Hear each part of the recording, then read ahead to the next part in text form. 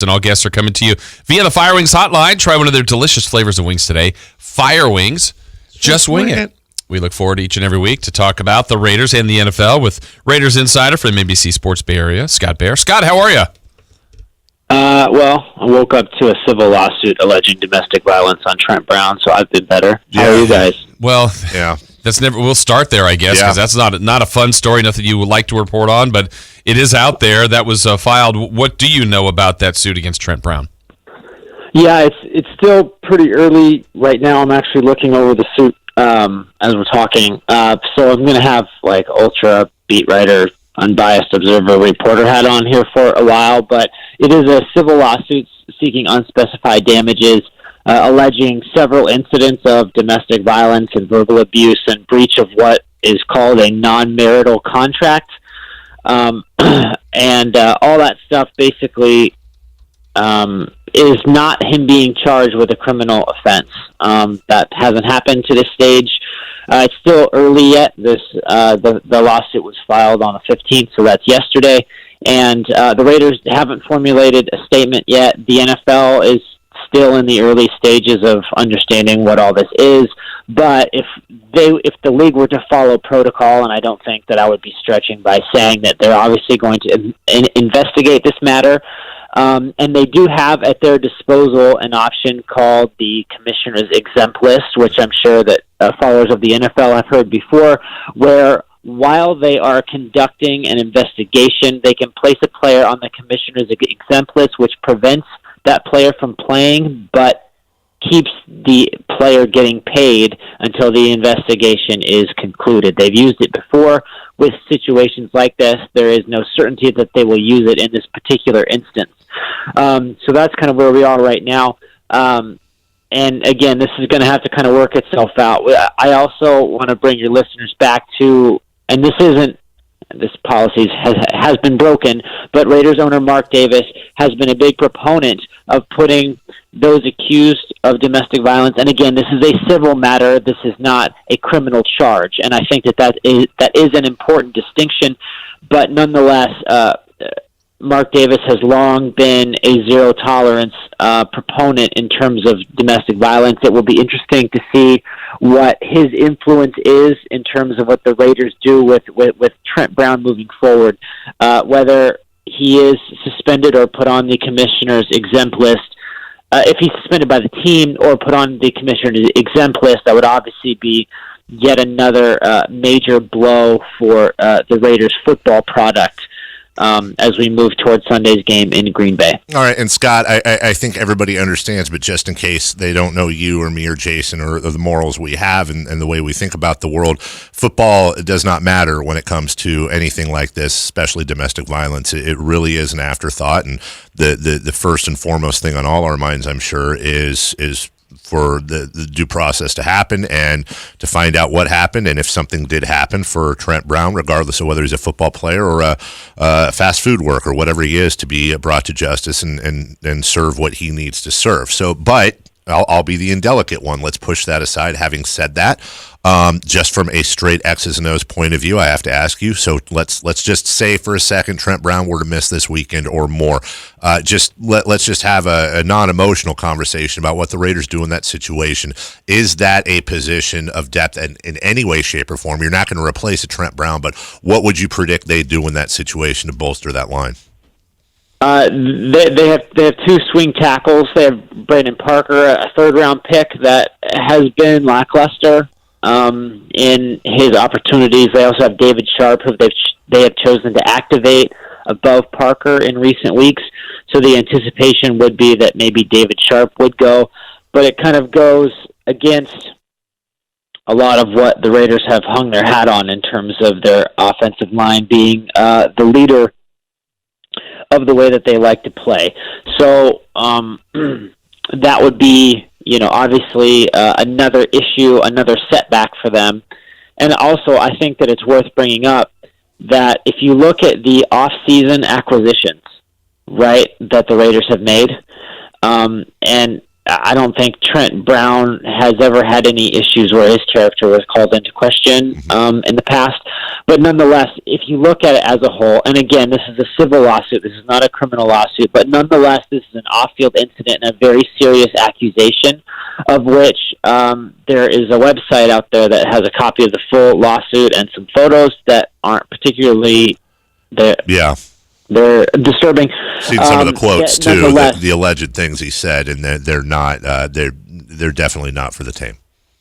Right, and so my point in saying that is that you look at who they invested in during the free agency process, and you have a person, and to lump them all together isn't fair, so hopefully the listeners can follow what I'm saying here, but you have Antonio Brown, who never played a regular season snap for the Raiders, or a snap of any kind for the Raiders. You have Vontaze Burfict, who was suspended and had his appeal upheld and is no longer available to them.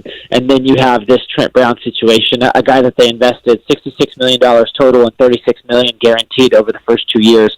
Obviously, that can be subject to a suspension without pay, because he is, even if he's not charged criminally, he can be subject to violating the league's personal conduct policy. So there's a possibility out there, whether it's on the commissioner's exempt list or something more formal in terms of a suspension, there's a possibility that he would be unavailable to the Raiders.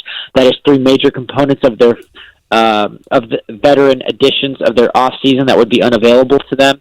I think, generally speaking, that is a pretty damning list right there. And you didn't even mention, and it's not fair because he hasn't gotten involved, but if we're having a conversation, then if something does happen here, the one guy left is Richie Incognito when you're talking about questionable signings in the offseason. And again, Trent wasn't one of those questionable signings, but to your point though, I mean, you haven't even brought up Richie. Yeah, and those types of things, like when you see that, just if we're talking that these players are unavailable, that the contributions that they have received from their free agent class or from the veteran imports that they've brought in is the appropriate thing, has not been obviously what they wanted or signed up for when they divvied out all of this money. All of this money that could have been earmarked for a Boy Scout hitting quarterbacks in some other market. But nonetheless,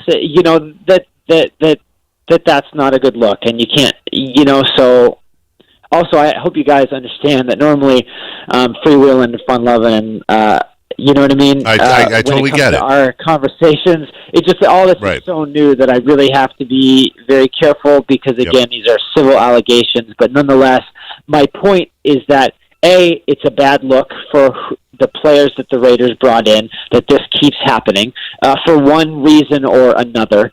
And obviously the contributions that they're getting or could possibly get from people that they have invested the most money in and were most reliant upon, two of them are not available to them, and one is subject to league discipline or at least a place on the commissioner's exempt list. Again, we don't know, but that would be a significant blow to this team, which has had a series of setbacks in this early season. Well, Scott, one guy that they did spend money on a couple of seasons ago could be returning. What's the status for some line help with Gabe Jackson? Yeah, Gabe Jackson, the plan is for him to play. He's in great cardiovascular shape, and they obviously need to see how he does when practices get more physical on Wednesday and Thursday.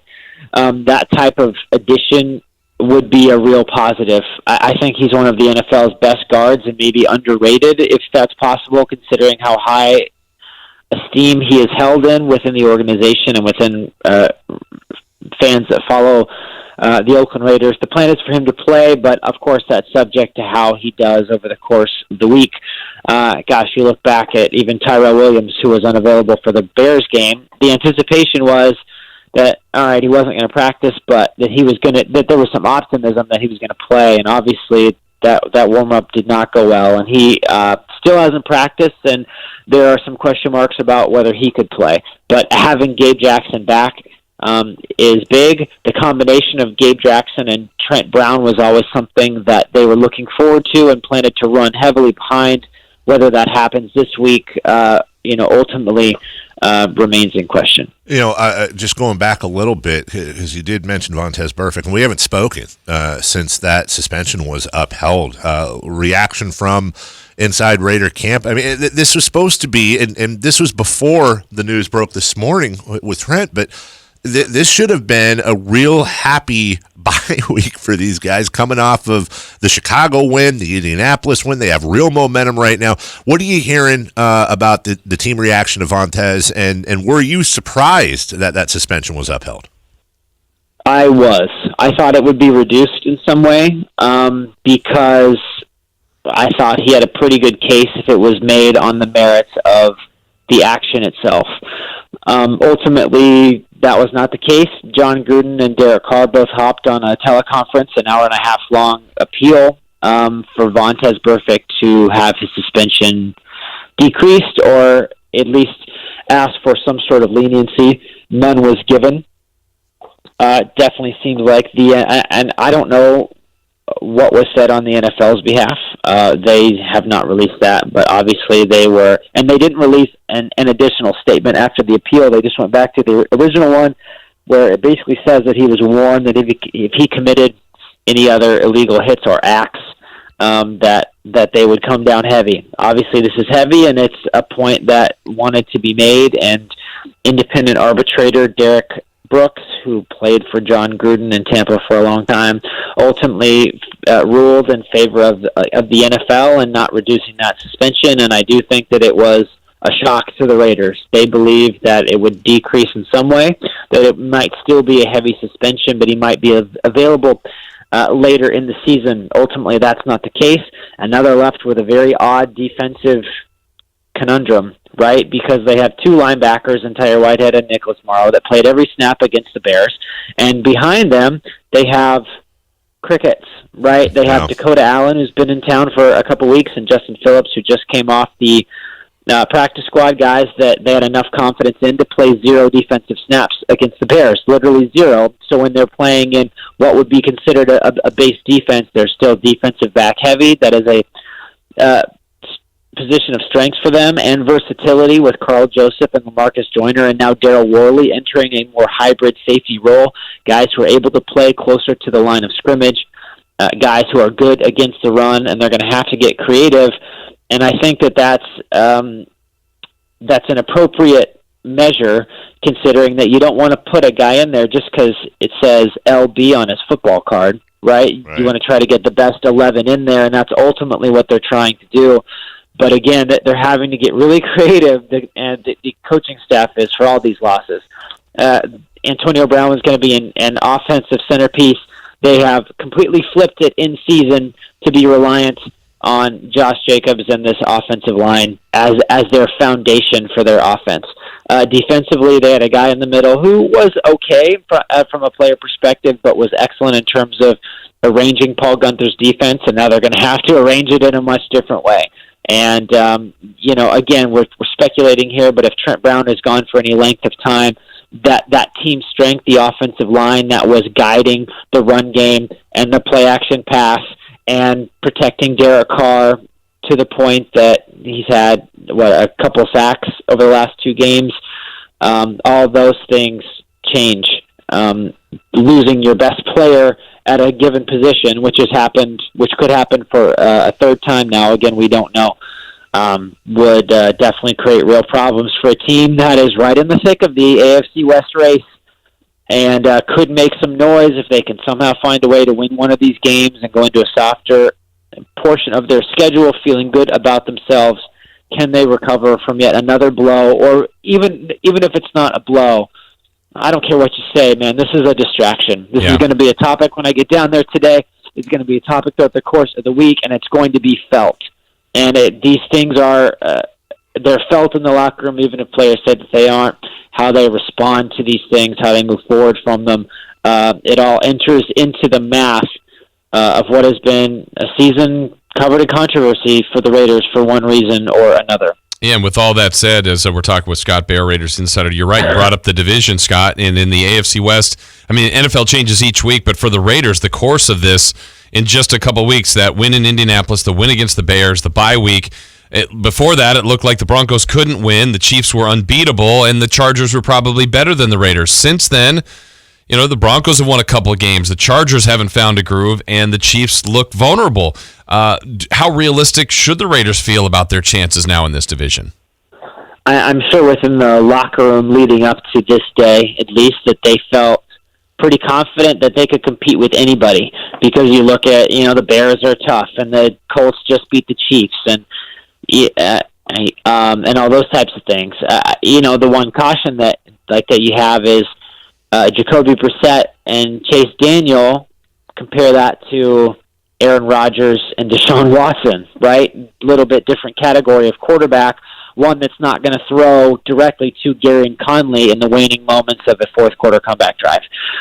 So the intensity ratchets up. But there is a belief, and look, that they're at a position at this point where, they were the number 6 seed after that Bears game. I know it's really early to say that, but if you can't say it then, don't want to wait, and, eventually that you can't. They're in the thick of it. That is the case, and how they respond over the next couple of weeks. If they can somehow squeak out one, and their schedule gets more home-heavy, you start to see teams with losing records. The final stretch of the season, I don't think, has a team with more than 2 wins at this point. And you start thinking, maybe, right? Maybe, as opposed to no way and holy heck, right? And that's a difference, and that is a shift, and that shift has occurred because of how they've played over the last couple of weeks. Again, if they can find a way to get 1, they don't have to get 2, and 2 shouldn't be expected. They can find a way to get 1 of these next 2. I do believe that they would be sitting pretty, considering the flood of AFC West games that they have in front of them, their belief that they can compete with anybody, and this formula that they found playing old school, win up front types of football that worked well in the 50s and is kind of making a little comeback now. Scott, let's just do a quick little third of the year, just about a third of the season check-in on Derek Carr. And just extrapolating his numbers, he's on pace for just over 3,500 yards. That would be his third lowest. 19 touchdowns would tie his career low from last year. 9 picks, that would be his lowest since his big year in 2016. But he's completing 73.3% of his passes, and that not only represents a career high, but it's almost 10% more than what his career average is. You look at his receivers, or lack thereof, and the drama with Antonio Brown, the resurgence, if you will, of Darren Waller. My question to you is Derek Carr having a good year? Yeah, he is. Here's the stat that I like the best, because he's always check down Charlie, right? That people would look at that completion percentage and say, well, it's easy when you're throwing 2 feet in front of you to complete passes. But his career yards per attempt is 6.7 yards per attempt. His 2019 mark is 6.7.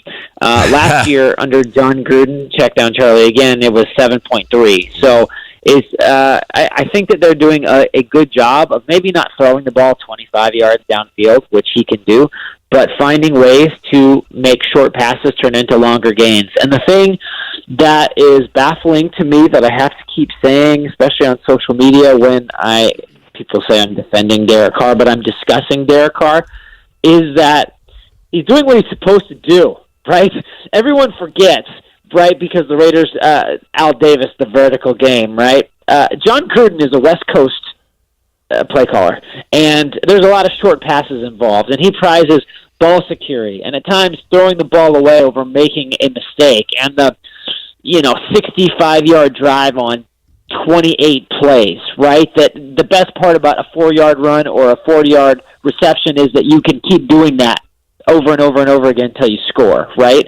And ultimately, though he's doing what he's being asked to do, he's being efficient, he's being pretty smart in the run game, not running them into bad looks, which leads you to the dreaded Dilfer term, game manager. Dun, dun, dun. Is he only a game manager, right? Dun, dun, dun. And if that's the biggest criticism that you can come up with, I think Derek Carr will take that. And I think that he'll take the wins. And ultimately, in these close games, big mistakes, you can't afford them. And on a team with this talent level, you can't afford to make a lot of mistakes and expect to keep up with the teams that they're playing. So in terms of him being safe and at times smart, I don't think that's a bad thing. I think that at this point, with the way this team plays, with its emphasis on the run, with its emphasis on play action pass, and being smart with the football, he's doing exactly what he's being asked to do. He's earning his paycheck in the ways that coaches want him to do it. Yeah, well, he's got a big one this week. Scott, thank you so much for joining us. That is Scott Bair. We check in with him each and every week. That's a big showdown with the Packers this week. The Drive.